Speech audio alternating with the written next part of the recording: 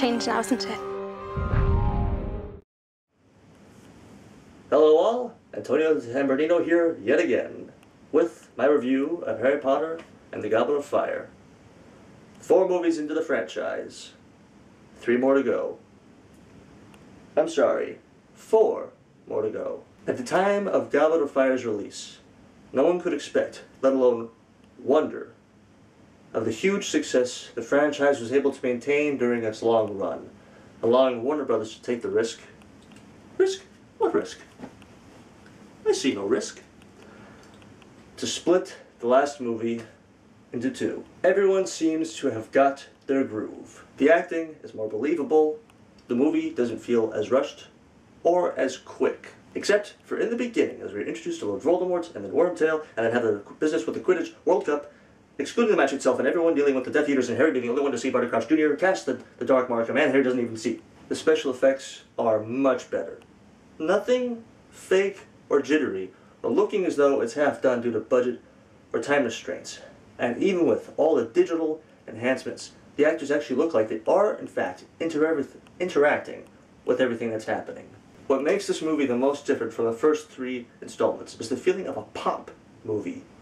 Everything has added dynamism, more color, a higher, stronger contrast of color, and the actors sometimes can be a little over the top with their overall performances. It's actually fun to watch, and it's a big part of what makes this movie so enjoyable. But what that pop sensation does is take away from some of the more subtle approaches that the Prisoner of Azkaban had. Like, for example, the tension that one might feel when Harry sees the supposed to be dead Peter Pettigrew's name walking along the Marauders map. The additions to the cast are Mad-Eye Moody, played by Brendan Gleeson, Igor Karkaroff, Barty Crouch, and Barty Crouch Jr. And we have Amos and Cedric Diggory, played by Jeff Boyle and Edward Cullen. Robert Pattinson. There is also, of course, Victor Crumb, Rita Skeeter, Cho Chang, Harry's first crush, Fleur Delacour, Padma and Parvati Patil, and the headmistress of Beauxbatons, who happens to be Hagrid's first love interest. With so many characters to balance, this movie might at first seem like a complete mess, when in fact it's just the opposite. Everyone has a fair amount of screen time, in front of the camera long enough to make a lasting impression. Even poor Padma and Parvati, who may seem disappointed in their dates, at least the young women playing them, are memorable enough, even if they don't do much. Brendan Gleeson makes a great Mad-Eye Moody. When everyone is acting over the top at times, Mad-Eye's performance has the right amount of energy and flair at all the right moments. It's a good thing Emma Watson and Daniel Radcliffe are getting the hang of being in front of the camera, because they are in front of the camera a lot. And no one is more convincing than Hermione. It's also a good thing that they're both so darn good looking.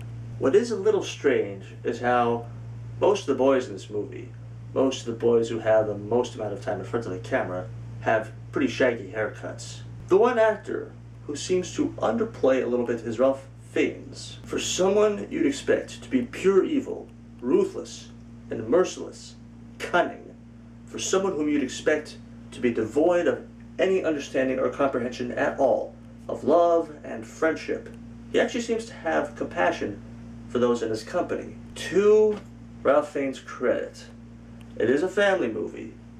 The scene in the graveyard is already dark enough, and at the very least, Ralph Fiennes managed to breathe life into his character, making his character shine a little bit without being over the top and making Lord Voldemort seem like a caricature. You know what, I'll be nice. I give Harry Potter and the Goblet of Fire 4 out of 5 stars. At just under 2.5 hours, there's nothing in the movie that should not be left out, including the best scene in the whole book. It's a bright, fun movie that allows itself an engaging, lively energy while still maintaining the compelling nature that had kept avid fans glued to the series since its inception. It's the perfect transition from the clunky beginning that were the first 2 Harry Potter movies to the darker tone that the later movies had to acquire. I hope you enjoy the movie. I thank you very much for your time, and have an awesome day.